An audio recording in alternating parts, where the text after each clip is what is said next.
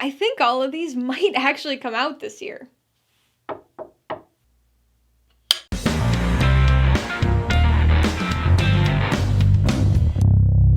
Hey everybody, welcome to Mainely Movies. Today's the last day of 2021, so that means it's time to look ahead to next year and talk about my most anticipated movies of 2022. If you're new here, please consider subscribing for a variety of movie-related content like reviews, rank lists, and trailer reactions. The last few years I've done this, I've included a lot of movies to match the year. 20 for 2020, 21 for 2021. This year, I decided to cut it back to just 12 movies. Originally, I intended for one movie per month, but it didn't quite work out like that, as you'll see. As has been the case the last few years, there's gonna be a bit of overlap with previous year's lists thanks to delays and pushbacks. And of course, this is only my most anticipated based on release dates that are scheduled as of today, December 31st, 2021. I'm not gonna try to rank my anticipation, so these are just gonna be presented in order of current US release date. Remember, these are just my personal anticipated movies, and I imagine your list might look a bit different, so be sure to post your own most anticipated movies of 2022 in the comments below. Kicking things off with a February 11th release date, we've got Death on the Nile, which is making an appearance on this list for the third year in a row. Maybe it'll actually finally come out this year. It serves as the sequel to the 2017 remake of Murder on the Orient Express, and once again stars Kenneth Branagh as the eccentric detective Hercule Poirot. Much like Murder on the Orient Express, this film is based on an Agatha Christie mystery novel, and features a large ensemble cast including Tom Bateman, Annette Bening, and Gal Gadot. I enjoyed the 2017 Murder on the Orient Express more than the average person, and the trailer for this makes it seem like it'll be in the same tonal vein. Probably won't be my favorite movie of the year, but at this point, I just want to watch it. Next up is Ruben Fleischer's Uncharted on February 18th. This movie stars Tom Holland and Mark Wahlberg and serves as a prequel origin story adaptation of the video game series of the same name, seemingly along the same lines as the 2018 Tomb Raider film. I'll admit that I've never played any of the Uncharted games. I always meant to, and I even own a few of them that I just never got around to. And I'm sure fans of this franchise will get a lot more out of this movie. Or maybe just annoyance at all the changes, but I'm still excited for it.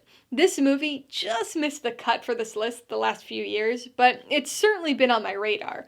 I mean, it's only been delayed and pushed back about a dozen times in the last decade.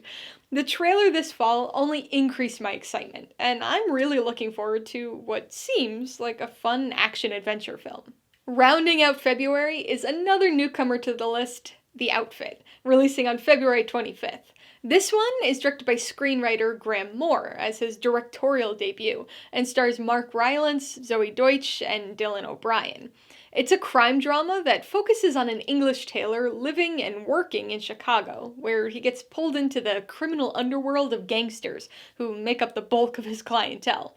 I'll be honest, this one hasn't been on my radar for very long, but the trailer has played ahead of every movie I've seen in the last 2 months, so it's now got me hooked. Next up is The Batman, coming out on March 4th. Directed by Matt Reeves and starring Robert Pattinson, Zoe Kravitz, and Paul Dano, it serves as another reboot of Batman. We've had a lot of Batman movies over the years, but something about this one looks unique. Rather than being a straight-up origin story, it appears to be more of a young Batman movie, where he's still trying to figure out his place as Gotham's caped vigilante. It looks dark and action-packed, with a huge dose of police procedural detective story thrown in.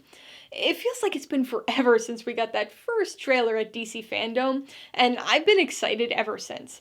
I know I said I wasn't going to try to rank my anticipation of these movies, but The Batman is easily my most anticipated of the year. Jumping ahead to summer, we've got Lightyear landing in theaters on June 17th. Directed by Angus MacLane and starring the vocal talent of Chris Evans, it's Pixar's latest film in the Toy Story franchise. But rather than being another sequel, it's a spin-off of sorts. Now, I'll admit that I was not excited for this at all when it was first announced. A spin-off Buzz Lightyear movie seemed like a stretch, and like a cash-grabby way to continue milking their most successful franchise. But But then that first teaser trailer hit, and I saw just what this movie was. Not a Buzz Lightyear spin-off, but rather an in-universe movie. This is the movie that the toy we know and love was based on.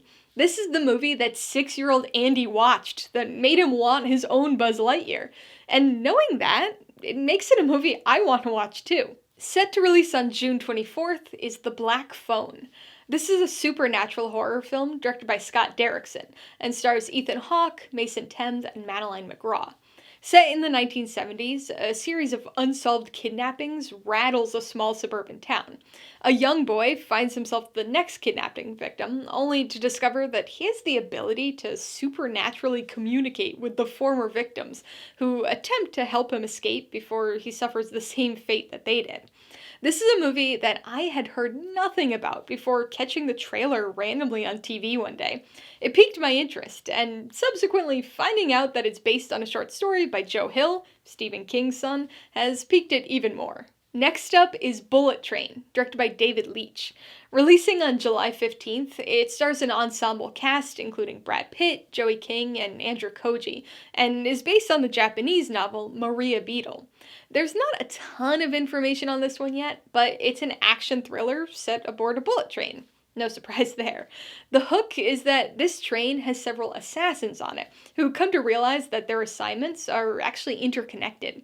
Sounds like a good premise to me, and with David Leitch's past directorial and stunt choreography work on films like John Wick and Atomic Blonde, I'm thinking this is gonna be one exciting action movie. Closing out July on the 22nd is Jordan Peele's third film, Nope. It stars Daniel Kaluuya, Keke Palmer, and Steven Yeun, and that's about all the information available on it. We got a very interesting looking poster this past summer, but no trailer yet. We haven't even gotten a plot synopsis or logline yet. But even so, this is definitely near the top of this list for me in terms of anticipation. I loved both Get Out and Us, so I'm really excited to see some more horror from Peele. Speaking of horror, next up is Dark Harvest, releasing on September 9th. Based on the novel of the same name, this is a supernatural horror film directed by David Slade, and starring Casey Likes, Amiri Crutchfeld, and Dustin Scythammer. The film tells the story of a small Midwest town's annual harvest tradition, in which a pumpkin-headed supernatural entity named Sawtooth Jack arises.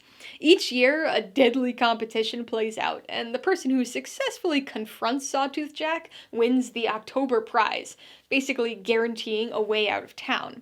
I've never read the book, and knew nothing of the movie until recently, but this seems like it's right up my alley, and like it could be a perfect spooky season watch. With a September 23rd release date is Don't Worry Baby, Olivia Wilde's second film as director.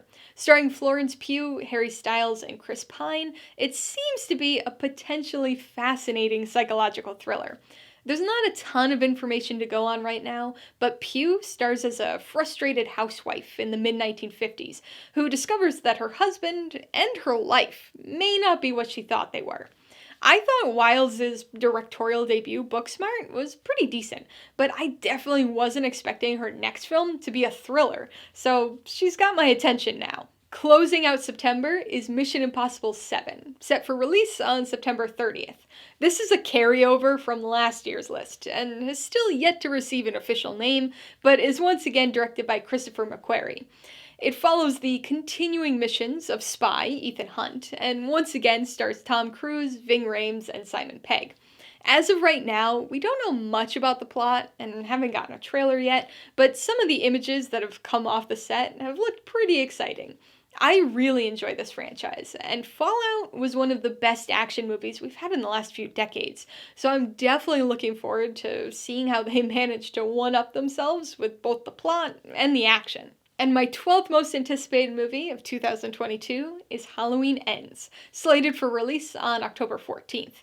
It's the third film in David Gordon Green's new Halloween trilogy, and will once again star Jamie Lee Curtis as Laurie Strode as she faces off against Michael Myers. I wasn't the biggest fan of this year's Halloween Kills, but I think I still enjoyed it a bit more than most people did, so I'm actually really curious to see how the trilogy closes out. I say trilogy, because we all know that there's no way this is going to be the end of the franchise as a whole. So there you have it, my 12 most anticipated movies of 2022. Subject to change, of course. If the last few years are any indication, this list is probably going to be out of date within a few weeks. But hopefully, all of these 2022 movies actually stay 2022 movies this year. I'd love to hear what movies you're most looking forward to this year, so be sure to let me know in the comments below. As we move through 2022, I'll be watching and reviewing the movies I mentioned here, so be sure to stop back periodically for those reviews. Also, be on the lookout for my 2021 top 10 list soon. Alright, so if you got some enjoyment, insight, or information out of this anticipation list, I'd appreciate it if you'd hit that like button. And if you haven't done so already, please hit subscribe or add it to see more videos like this, as well as movie reviews. Till next time, this has been Alyssa with Mainly Movies, the way life should be.